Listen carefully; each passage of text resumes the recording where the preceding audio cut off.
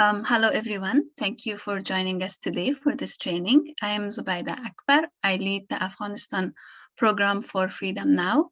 I welcome you today on behalf of my colleagues here at Freedom Now, as well as our partner organization, FEMENA. I would also like to take this opportunity to thank our esteemed trainers, Professor Karima Bennoune, former UN Special Rapporteur in the field of cultural rights, Ms. Felice Gaer, former member of the UN Committee Against Torture and current candidate to be the UN Special Rapporteur on Torture, Ms. Stephanie Farrior, former director of Amnesty International, Legal and International Organizations Program. I would like to thank them for taking the time to organize this training for us today. Freedom Now is an organization that works to protect individuals and communities from government repression and defends human rights through direct legal support, targeted high-leverage advocacy, and capacity building analysis and assistance. Before we kick off today's training, I would like to share some housekeeping and logistical issues. Please introduce yourself in the chat if you do not have any security concerns. Please mute yourself if you're not speaking and only turn on your video if you feel safe and comfortable. If you have any questions, please post them in the chat. We are offering Farsi translation for this session. To access it, please click on the globe icon and select Farsi. Thank you again. And now I pass it on to my colleague, Shiva Nazarhari from FEMENA to share her opening remarks. I believe she will be sharing her remarks in Farsi, so I request our English speakers to switch to Farsi channel to be able to access it. Thank you.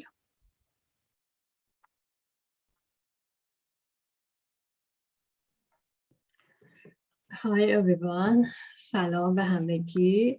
خیلی خوش آمدید. خیلی خوشحالم که امروز به این جلسه پیوستید. خیلی خوشحالم که در کنار شما هستم برای این جلسه. من شیوا نظرآهاری هستم، عضو فمنا. فمنا به همراه سازمان فریدم ناو در واقع کمک کرد که این جلسه امروز برگزار بشه. فمنا سازمانیه که در حمایت و همکاری در واقع با زنان مدافع حقوق بشر، سازمان‌ها و گروه‌های اونها و جنبش‌های فمینیستی در خاورمیانه و آسیا کار میکنه. هدف ما حمایت از این زنان و سازمان‌ها و گروه‌هاشونه و بیشتر بر کشورهای متمرکز هستیم که فضای بسته سیاسی توی اونها وجود داره و جامعه مدنی در واقع تحت سرکوبه و فضای کمی برای فعالیت داره. از حدود 2 سال پیش کارمون به صورت مستمر و گسترده تر و جدی تر روی افغانستان و زنان مدافع حقوق بشر توی افغانستان شروع کردیم و ادامه داره و خیلی خوشحالیم که میتونیم این کار رو ادامه بدیم. حضورمون هم و همکاریمون هم برای برگزاری این جلسه بخشی از کار ما در راستای حمایت از زنان مدافع حقوق بشر در افغانستانه. زبیده جان تقریبا تمام مسائل فنی رو برای شما گفتن. فقط من 2 تا نکته دیگر رو اشاره میکنم. یکی این که ما خواسته بودیم که به خصوص دوستانی که از افغانستان شرکت میکنن با اسامی مستعار باشن، چون که ما برنامه رو داریم ضبط میکنیم و ممکنه مسئله امنیتی اگر داشته باشید. اگر عوض نکردید الان هم میتونید همینجا روی اون 3 نقطه بالای تصویرتون کلیک کنید و روی رینیم اسمتون رو عوض کنید، اسمی که باهاش اینجا شرکت کردید. این برنامه همونطور که میدونید داره ضبط میشه، اما ما بعداً در واقع برای انتشار مطمئن میشیم که تهدید امنیتی متوجه شما نباشه، صداهاتون رو در میاریم مگر اینکه خودتون موافق باشید با انتشارش. سایر موارد رو هم در واقع زبیده جان توضیح دادن. صدای شما بسته است. من به خاطر اینکه اختلالی توی برنامه ایجاد نشه صدای شما رو میبندم. اگر که خواستید صحبت کنید میتونید دست بالا کنید و اون وقت ما آنمیوتتون میکنیم. خیلی متشکرم. So salam, dear colleagues and friends in Afghanistan and around the world. My name is Karima Bennoune and I am a professor of international law and as Zubaida mentioned, a former UN Special Rapporteur. And I've had the honor of visiting Afghanistan 3 times, beginning in 1996. So I'm very concerned about the country's situation, and I send my really warm solidarity to all of our friends, Afghan human rights defenders and women human rights defenders inside the country and outside the country as well. Let me explain in the introduction why we wanted to have this training and tell you a few things about the methodology, and then we will move to the first session. So we really wanted to have this training as an expression of what I just said, of solidarity, of the fact that we care very much about the situation that you are facing. And we want to keep the issue of Afghanistan on the United Nations human rights agenda. My first thought, because I'm an international lawyer, was to bring cases myself. And then I realized it was as important to support you in being able to do that, to build more partnerships between Afghan human rights defenders and international human rights defenders. So our training today is about working on human rights cases through the United Nations human rights system.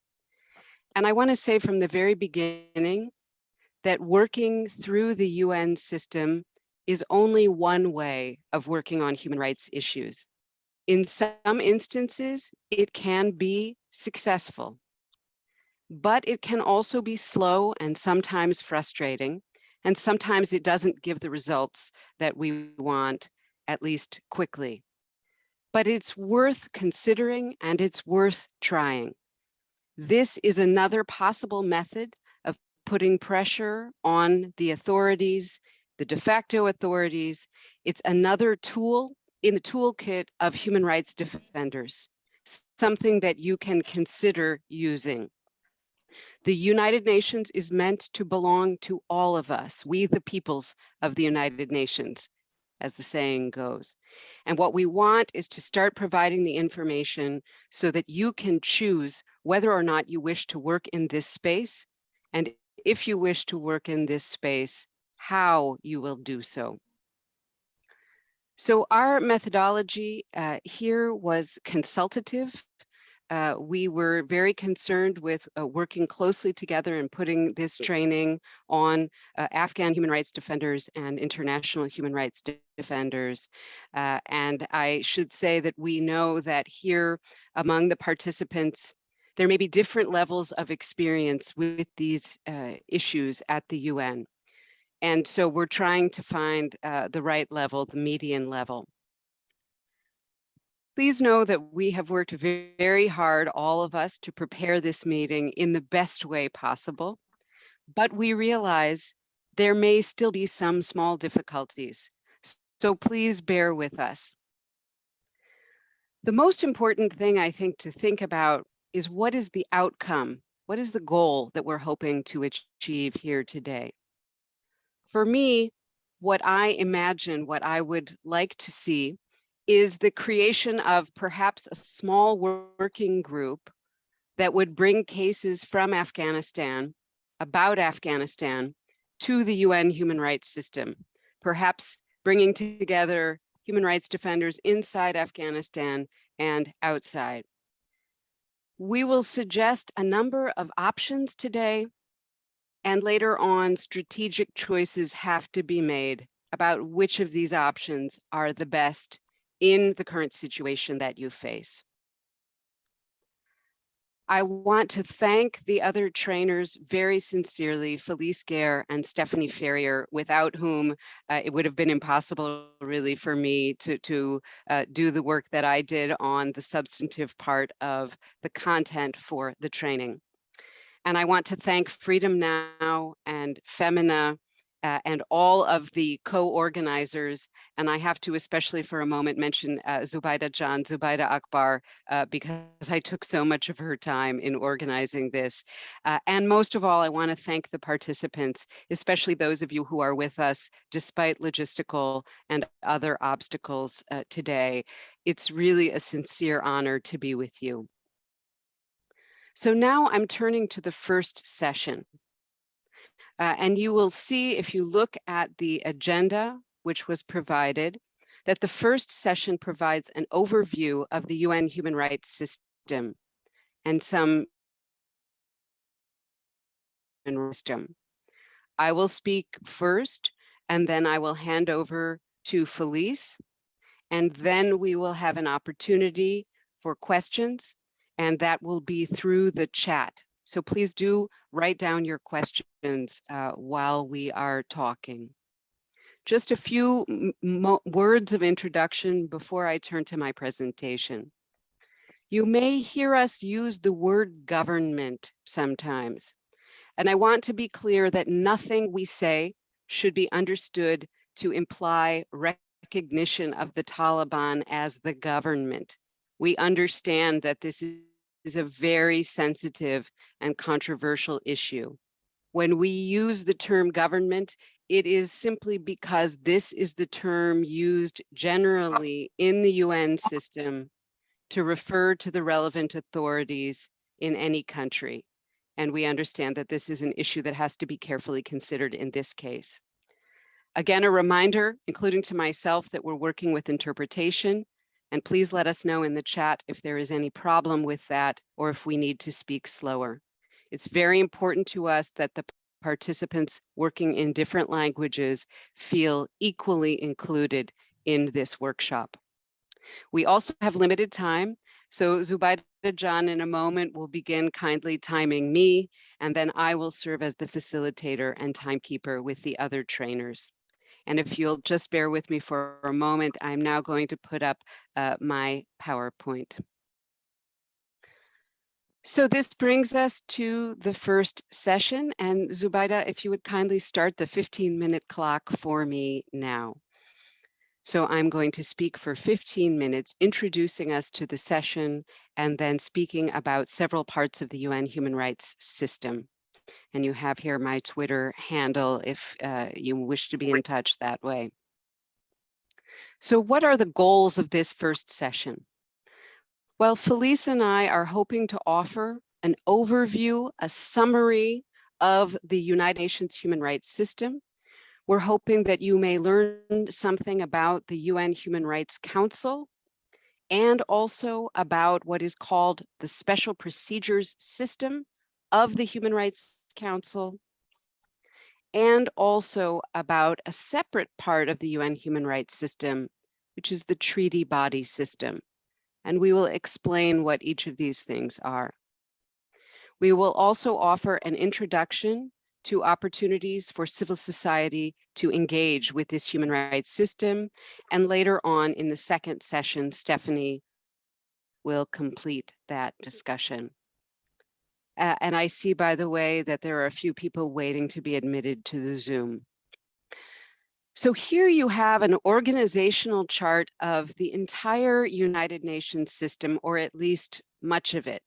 And I don't mean for you to go over this whole chart, and I certainly don't ask our interpreters translate the whole chart, but you have this available to you as a resource in the future. And what we want to understand from this slide is simply that the UN is a very complicated and diverse organization with many different bodies. And we are going to be focusing on just one part of the United Nations system. That is the UN human rights system based in Geneva. Now, Afghanistan has a long history with the UN. It became a member of the UN back in 1946. And some of you are perhaps most familiar in the UN system with UNAMA, which is the special political mission created in 2002 by the UN Security Council for Afghanistan. However, UNAMA is completely distinct from the part of the UN we are focusing on today, which is the UN human rights system based in Geneva. And I just want to make clear this distinction. I am going to start by talking about one body within that human rights system, which is the Human Rights Council. And you'll see it marked in yellow on the top left-hand side of your screen. Now, there are two kinds of bodies principally in the UN human rights system. And we're going to be talking about both kinds. The first are what we call the treaty-based bodies. These are human rights committees created by a specific human rights treaty, an agreement, and a state has to have joined that agreement for that treaty to be relevant. And you see the list of treaty bodies on the left with marked in yellow those which are relevant to Afghanistan. Felice will be talking about those.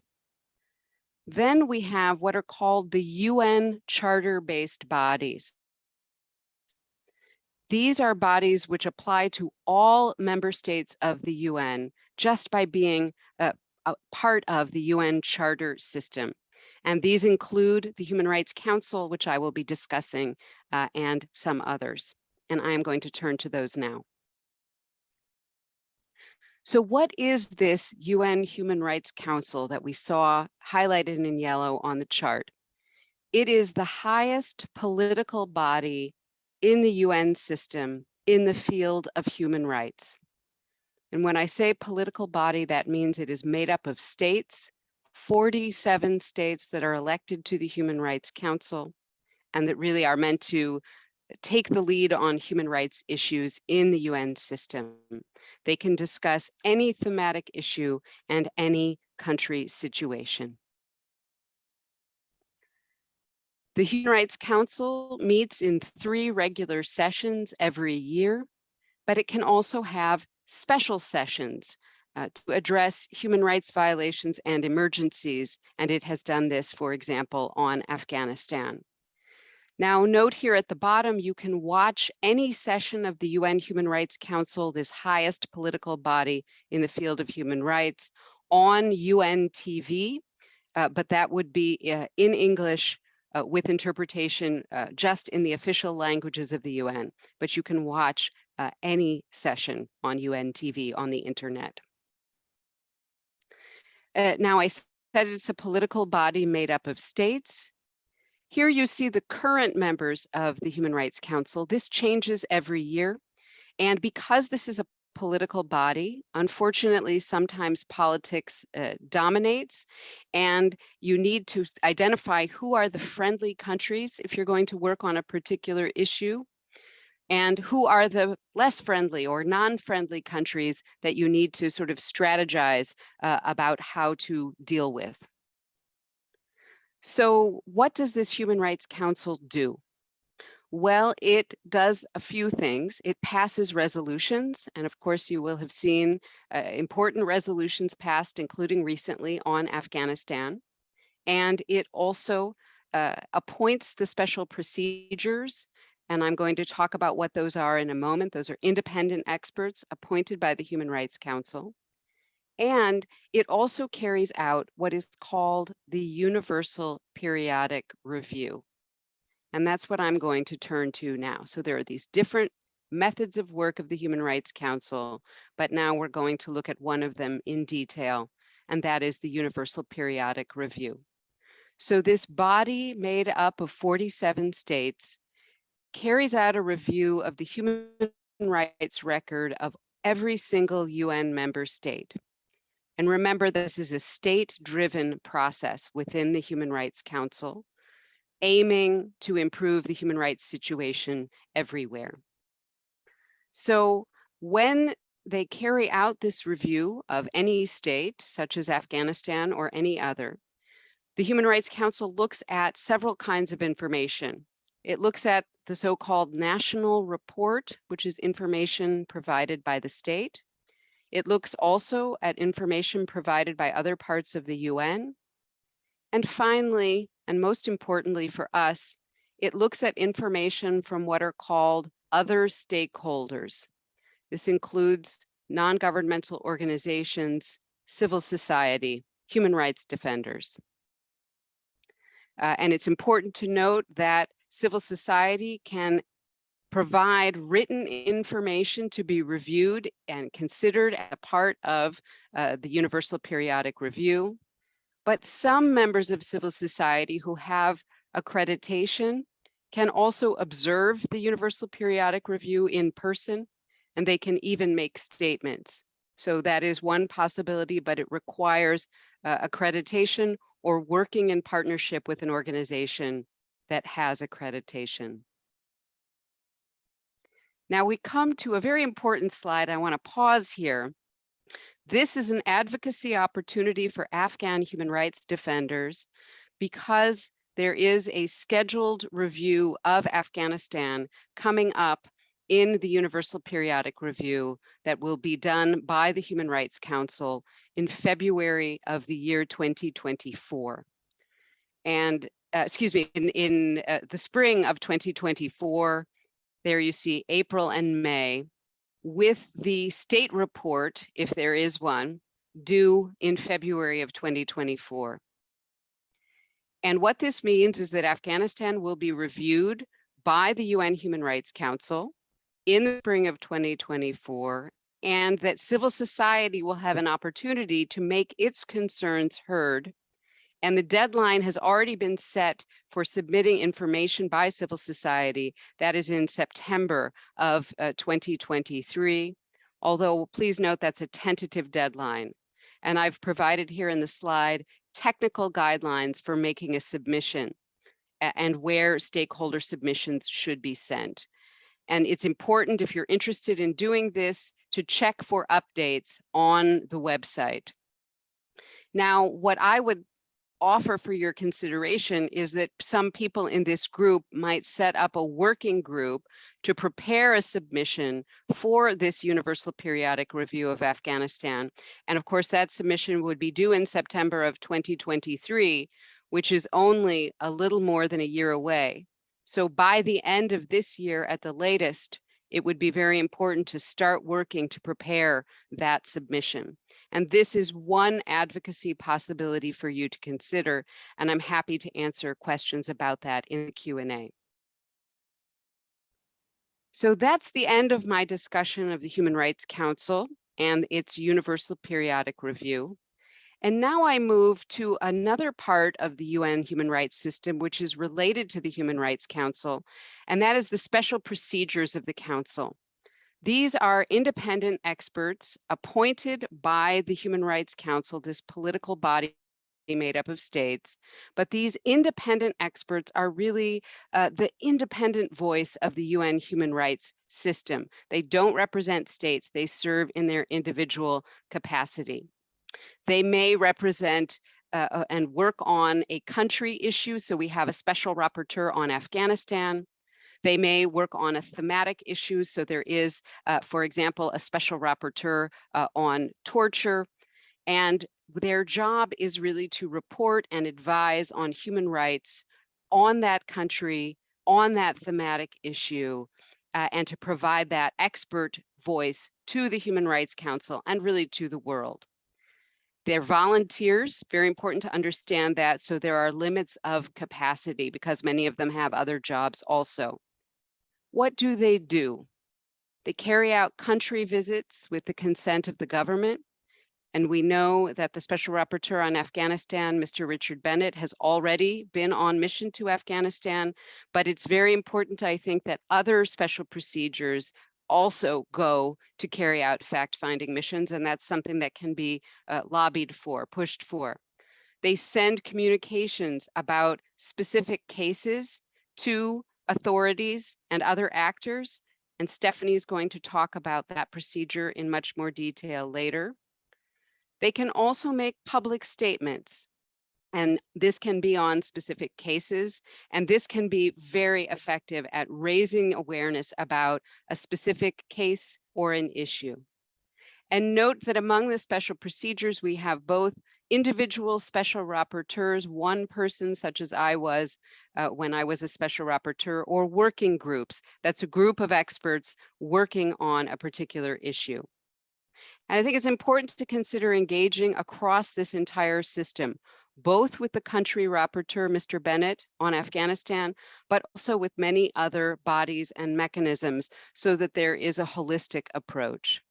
There are some relevant working groups that you can consider here. Because I'm running out of time, I will not take time on these now, but very important, I think, for the work on Afghanistan for you to consider them, and you have the information here that you can go back to. There are also many thematic special rapporteurs that you can consider working with, and I would just mention a few here that might be particularly relevant now on Afghanistan: education, the right to food, minorities, the right to assembly, human rights defenders, but you should consider working with many of these mechanisms, and Stephanie will talk later more about how you can do that, and I'm happy to answer more questions about that in the questions and answers. So I want to end with a success story, how this system can actually have an impact. But I want to be clear, there are also examples where it doesn't work. When I was Special Rapporteur, this gentleman that you see here, Ahmed Kabir Kishore, is a cartoonist from Bangladesh. He was imprisoned for a cartoon that he drew. And because of the efforts, first of the local human rights defenders on the ground, but also working with international human rights defenders, and then working with the UN system, he was finally released from jail and actually able to leave the country and has gone back to drawing cartoons.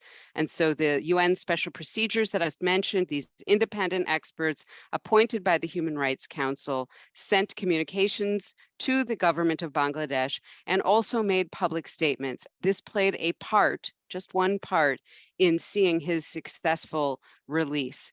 And so this is what can, in the best case scenario, be achieved if we work together in partnership and use this system. It doesn't always work, but important to remember the victories. I am running completely out of time, so for more information on the human rights system, please see some of these links, including the last link, which was added after the translation of the PowerPoint, which is the link to the country page for Afghanistan on the website of the Office of the High Commissioner for Human Rights. And here's a summary of the main points. I will not go over that now because I want to hand over very quickly to Felice, but you can come back to this. And I hope this has given us a beginning of an understanding of this very complicated UN human rights system and how we might use it together. And I thank you so much for listening and happy to explain or add more information in the questions and answers. And with that, I hand over to my distinguished colleague, Felice Gaer. Well, thank you, Karima, dear friends. My name, as you've heard, is Felice Gaer. I'm a former vice chair of the United Nations Committee Against Torture, which is one of the core human rights treaty bodies administered at the United Nations. I've had the honor of visiting Afghanistan only once in 2003. And like Karima, I am very concerned about the situation.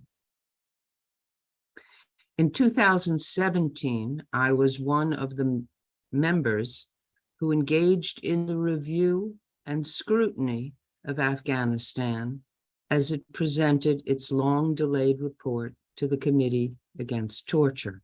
I'd be happy to take questions about that later. Now, a focus on treaty monitoring, human rights treaty monitoring at the UN can be a very effective way of conducting advocacy to protect human rights for all. It can help monitor progress, increase compliance, and advance a national dialogue and hopefully implementation of the rights to which the state has committed itself. But to be effective, you have to understand as an NGO or a member of a national institution, you have to understand what a treaty is, what a treaty body can do, what a state party's obligations are under the treaty, and how human rights defenders can bring their concerns to the treaty bodies and help bring about useful results. I hope to explain this in these few minutes of my presentation. I have three goals. First, that you understand the complexity of the United Nations human rights treaties, their number, the scope of concern and their operations. Secondly, that you will see the appropriate opportunities available to you as human rights defenders in Afghanistan. And third, that you will understand the limits currently facing you because the Taliban is a de facto authority and not recognized government in the UN. And thus, this will affect what techniques or procedures and areas might be most appropriate for you to utilize. So first, the complexity issue. What are the human rights treaties and how do they relate to Afghanistan? Now, the UN has adopted many treaties for the purpose of giving legal effect to human rights principles. There are 9 core UN human rights treaties. 2 are overarching covenants, one on civil and political rights, and another on economic, social, and cultural rights. States felt that there were protection gaps, even with these 2 overarching treaties, and that more specificity was needed, both on certain human rights crimes, like torture or disappearances, and also for specific populations that need greater protection: women, children, racial and ethnic minorities, the disabled, and migrant workers. As a result, 9 different treaties have been formulated and then negotiated and adopted by the United Nations General Assembly. The 10 treaty monitoring bodies, the Convention Against Torture has 2, the 10 treaty monitoring bodies are committees of people who monitor implementation of each treaty and compliance by the states that ratify or accede to them. Now, Afghanistan is a state party to 7 of the core human rights treaties: the overarching covenants on civil and political rights, on economic, social, and cultural rights, and the treaties on the elimination of racial discrimination, discrimination against women, the Convention on the Rights of the Child, and the Convention Against Torture.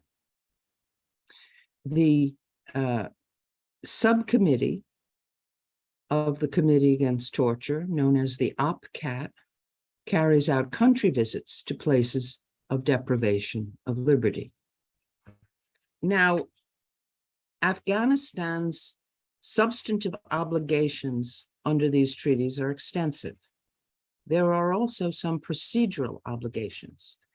The key one among these is being able to submit periodic reports on what the country's officials have done to realize the rights set forth in each of the treaties.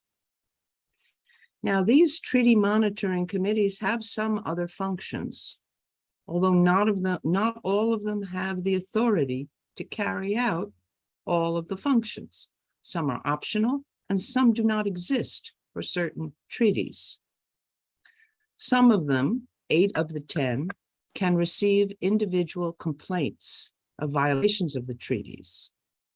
6 of the 10 can conduct what are called inquiries, INQUIRIES, inquiries into grave or systematic violations of human rights in a country when data is brought to their attention about such violations. And an inquiry can include a visit to a country. All of the treaty bodies can present authoritative interpretation or analysis, and sometimes called general comments, of what constitute the obligations of state parties under each of the treaties. Now, every country in the world is party to at least one of the human rights treaties. As I mentioned, Afghanistan is party to 7 of them. States can benefit from what is called the capacity building program, through which United Nations Secretariat officials conduct trainings and dialogues to help states report and meet their substantive obligations under the treaties. Now, who serves on these treaty bodies? Well, each treaty body has members who are nominated by states and elected to serve a fixed, usually a 4-year term. UN websites tell us that these treaty body members are independent experts, and that is indeed an ideal description. Sometimes they're independent, but often a government official, an ambassador, a former minister is elected to serve on these committees. They're all supposed to be experts too, but that is not always the case. Once elected, however, each member has to work with the other members to carry out scrutiny of state actions as required. And these committees range from 10 to 24 persons. The key to the effectiveness of the treaty bodies is whether they have information about whether rights are implemented in law or in practice, or not at all. Treaty body members rely on many diverse sources for information, but key among them is information from non-governmental organizations, human rights defenders, national human rights institutions, as well as other UN entities, international institutions, and authoritative bodies. Whatever makes them an expert is information they can rely on. Now, I mentioned that periodic reports are due on a regular basis. Well, they're expected to be regular, every 4 years for some, 5 years for some, but there is some flexibility, for example, in the Human Rights Committee monitoring the covenant. Every treaty body asks for something different in its reports. They expect the reports to be submitted on time and then reviewed by members who draw up a list of issues and questions for the state party to answer, normally in person at a high level of government and using what the UN calls a constructive dialogue. They're not always so constructive. Those dialogues are public, they are now webcast, and they can be viewed all over the world, and especially in the country under review. Treaty bodies review a total of 16 to 20 reports annually, each of them. And in the end, each treaty body adopts what are called concluding observations, a series of recommendations to the state party. They often have a follow-up procedure. And then this whole cycle begins all over again. It's periodic reporting and scrutiny. Now, states have been uneven in submitting their reports regularly. Only 20% are on time. Only 38 out of 197 states parties to these treaties had no overdue reports. How then can civil society participate in the reporting process? NGOs can submit information to the United Nations, which is then posted on the United Nations website for consideration by committee members during the review process and read by interested persons, officials, others around the world. For some committees, the NGOs can attend in person, brief the committee members in a private session, and be present during the review itself to observe the constructive dialogue. Non-governmental organizations and human rights defenders, however, have no authority to speak during the constructive dialogues themselves. Human rights defenders can also participate in the process leading to the preparation of a national report, discussions and assessments at the national level, where perhaps a national dialogue with government officials may take place. And finally, human rights defenders and non-governmental organizations can make the results of the reviews better known at the national level. They can invoke the concluding observations and recommendations in their advocacy at the national level with officials, with the courts, and utilizing the media when available. So what are the opportunities for input into such treaty bodies by Afghan human rights defenders like yourselves? Well, Afghanistan was last reviewed by the Women's Treaty Body, the CEDAW, in 2020, by the Committee Against Torture in 2017, and by the Economic and Social Rights Committee in 2010. But Afghanistan ratified the OPCAT, the Visiting Committee for Torture Prevention, in 2018. It submitted a report to the Child Rights Committee in 2018 and one to CERD in 2019. Neither has been reviewed yet, but they no doubt will be coming up at some time in the near future. There is a huge backlog because of the COVID crisis, but there is some movement. The Women's Convention has demanded an exceptional report from Afghanistan a year ago, and they have created a task force to follow up on this. Now, shockingly, Afghanistan's last review by the Human Rights Committee, the overarching committee under the Civil Political Rights Convention, was in 1984. Although it submitted a report in 1992 and was scheduled to have a review in 2013, these did not yet take place. A review is obviously seriously overdue.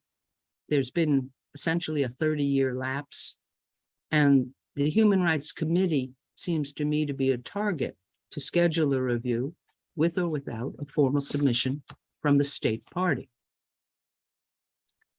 Secondly, after the Committee Against Torture's review in 2017, the government of Afghanistan accepted one of its recommendations and removed its prior objection to being open to inquiries.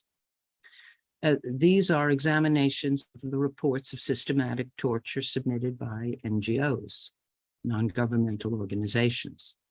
These reports would seem to be right for action. This is a procedure that Afghan human rights defenders could trigger by presenting detailed information, a dossier in essence, to the committee.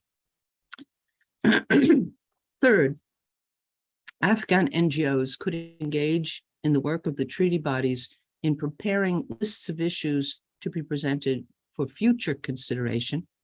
You could engage in discussion and refinement of general comments on the consolidation of the treaty body jurisprudence and other analytical contributions, but it won't be country specific. Now, the CEDAW requested an exceptional report and has actually conducted meetings with some of the Afghan human rights defenders, but not yet with the de facto authorities.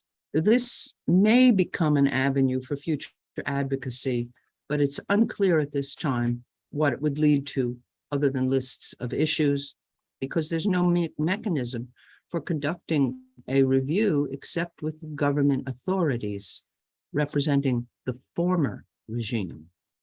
And this brings me to the subject of limitations, which I mentioned earlier. Now, Karima said that nothing we say should be understood to imply any recognition of the Taliban as the government, and that's correct. The United Nations still recognizes the former government authorities as the legitimate holder of the Afghan seat at the UN in all relevant bodies. Now, as I explained, there are 10 human rights treaty bodies made up of independent experts that monitor implementation of these treaties. All of them engage only with the UN-recognized government, and none of them make any contact or have engagement with de facto authorities. This means that engagement is most likely to be productive when focused on something like the lists of issues for future reports or the inquiries. And this will require some creativity in trying to utilize the current UN recognized authorities to open up issues you may wish to address while confronting the current de facto authorities. And this indeed can be very sensitive. I would add one last and somewhat untested suggestion. The official UN seat of Afghanistan is in the hands of the prior government. Those officials have the authority to nominate persons for election to serve on the UN treaty bodies. Now, perhaps current human rights defenders have one or two candidates they would like to see run for election to the CEDAW, the Women's Treaty Monitoring Body, the Committee Against Torture, or the Rights of the Child Committee. Would the official representatives of Afghanistan nominate your candidate and work to get her elected?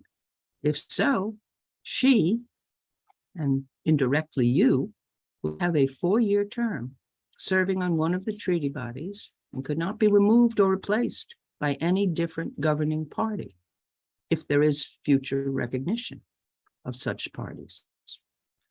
This may sound uncertain, but it could be a productive move. It's untested, but I think it's sure worth exploring. In the discussion period, I look forward to looking at further ways to utilize the procedures and mechanisms of the treaty monitoring bodies to advance awareness of Afghan human rights concerns. Thank you very much. Thank you so much for that very informative presentation, Felice. And if I may, what I'm going to do is just repeat a few of the main points, and then we look forward to, we have about a half an hour for comments and question and discussion through the chat. And I want to say that I know we covered much information in a short space of time. And so I'm sure you have many, many questions.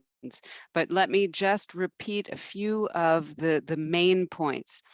So we began with this idea that the United Nations is a very complex and diverse organization.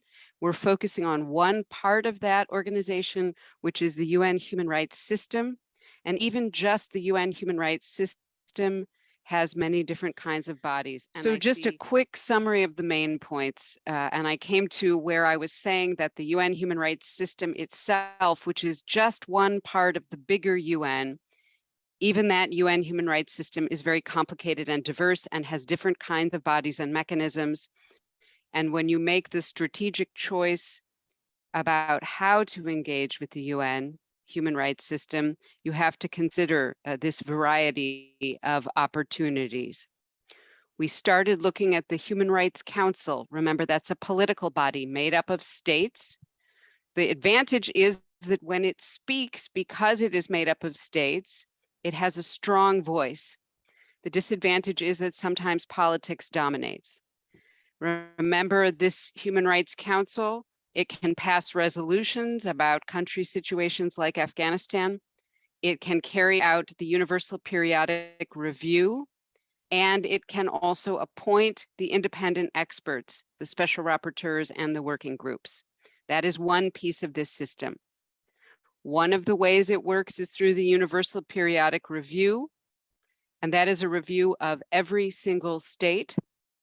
And we mentioned that Afghanistan will be reviewed in the spring of 2024, although the issue that Felice just discussed will perhaps be a challenge in that regard, depending on by 2024, if there is a recognized government that is actually in control of the territory. But the plan, the schedule now has Afghanistan to be reviewed in the spring of 2024, and the civil society submissions will be due in September 2023, which means that those interested in working on this should begin working together by the end of this year to prepare a submission. Okay. So let me just quickly finish the summary of my presentation, which was that the other part of the human rights system that I discussed was the special procedures system. These are the independent experts appointed by the Human Rights Council, and remembering that there is a country rapporteur on Afghanistan, currently Mr. Richard Bennett, but there are also many thematic special rapporteurs on issues very relevant to Afghanistan, such as human rights defenders. And there is possibility for engagement with all of these. And we're going to talk about some of those engagement possibilities, including submitting cases in the second session later on today.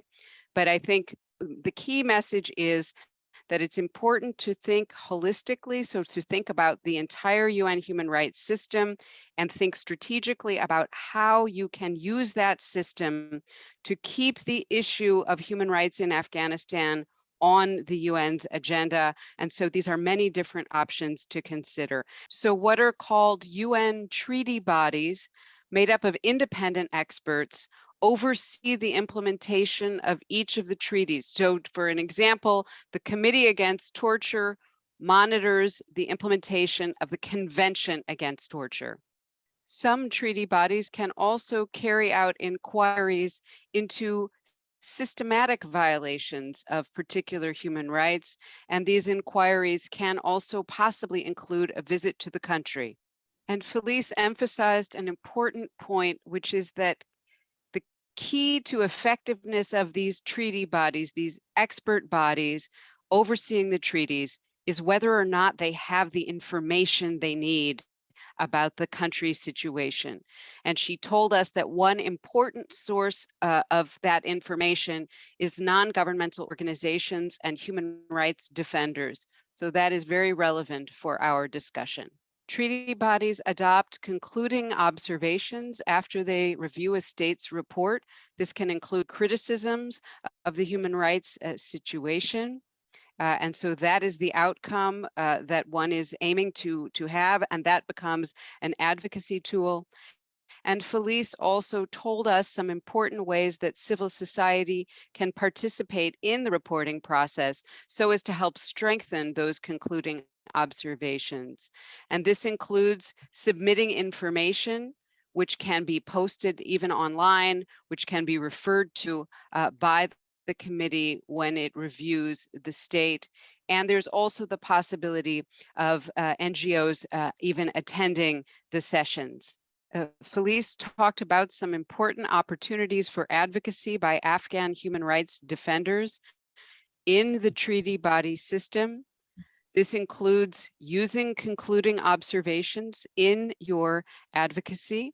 This also includes working with specific committees. So for example, the CEDAW committee, the Committee on Discrimination Against Women, has asked for a special report on Afghanistan about a year ago, and that report has not been submitted, but perhaps there may be some opportunities for advocacy in that venue.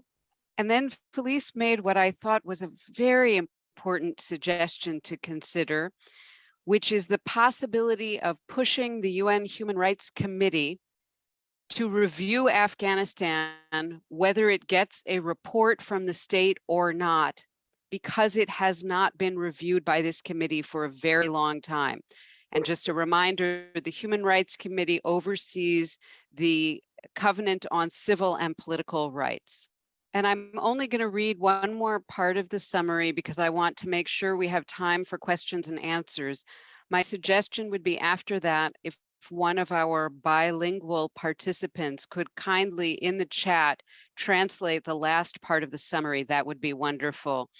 So the last suggestion of Felice's that I wanted to mention here, another very good one, is to the possibility of civil society submitting information to the Committee Against Torture, which oversees the Convention Against Torture, to try to trigger an inquiry into systematic torture in Afghanistan using the inquiry procedure.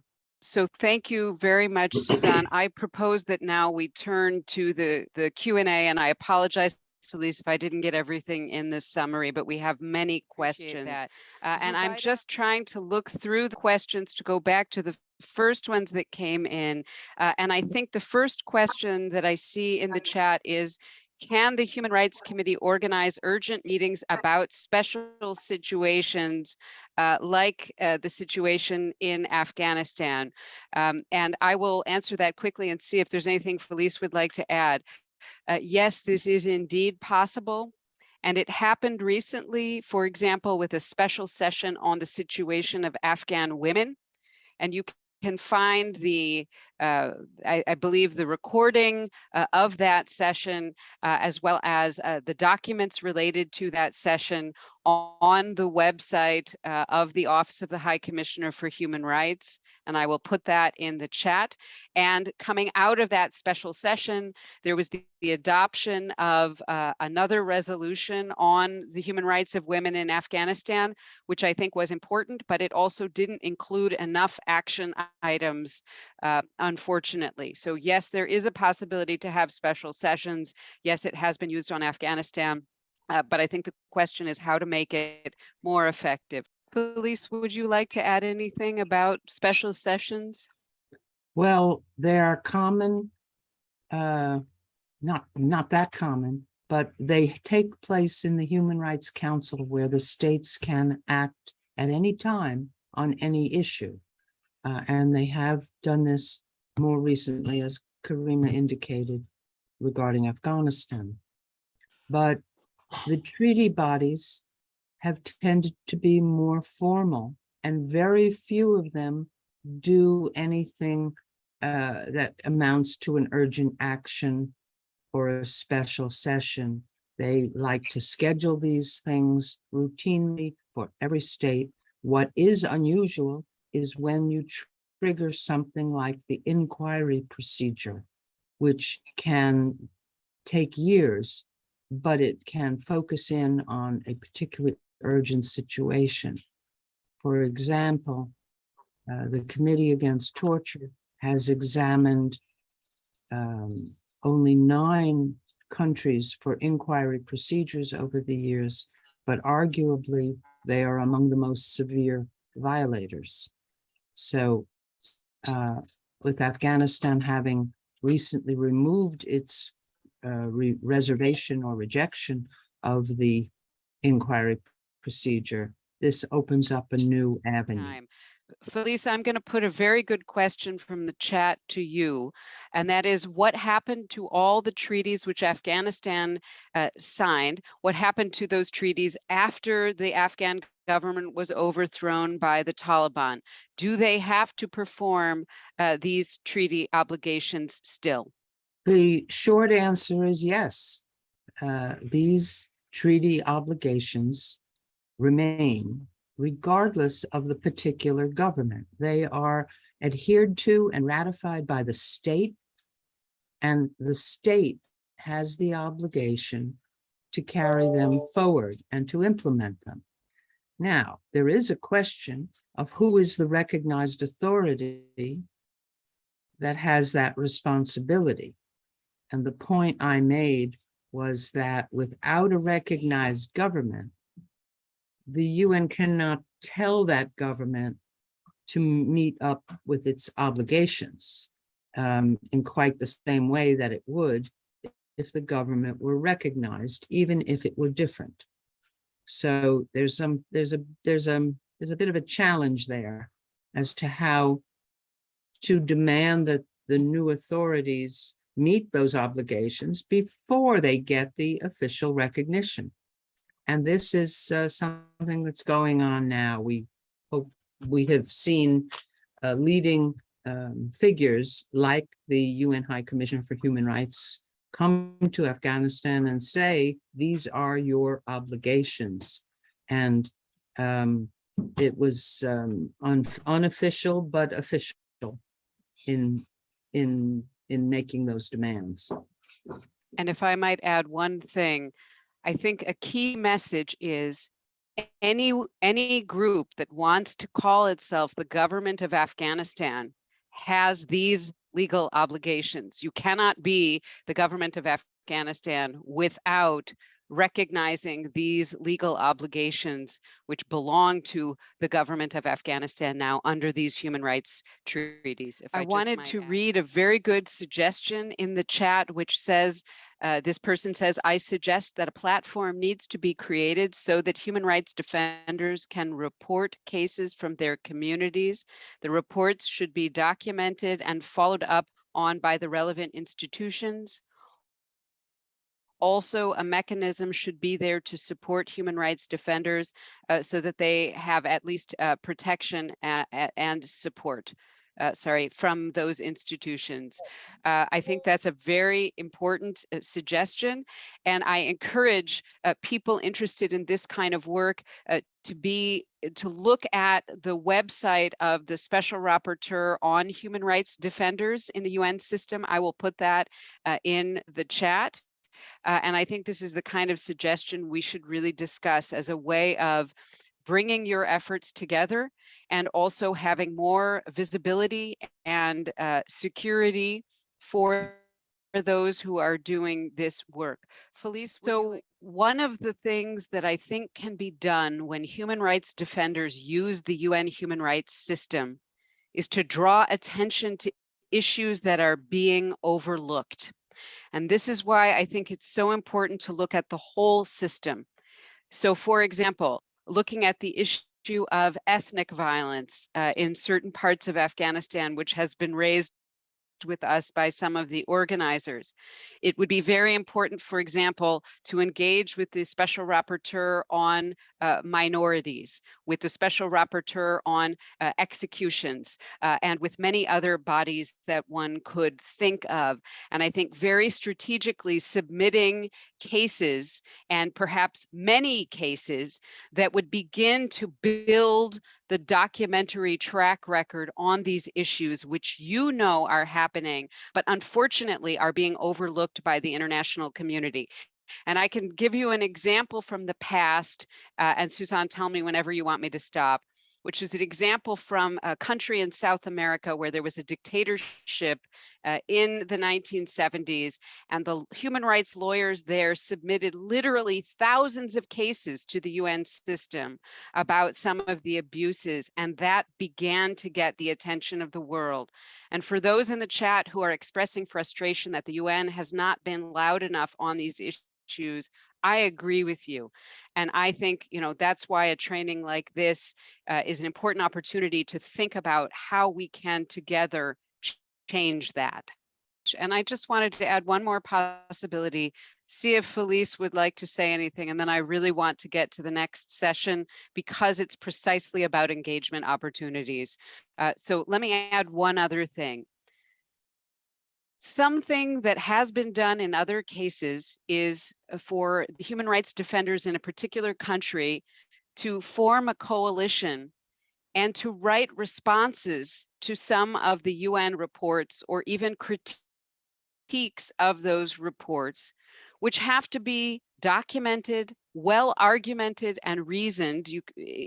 Just a denunciation is not enough, but that is another way of proceeding that could really, I think, hold the UN system itself accountable for what it is and is not doing. And that's just one other idea to consider.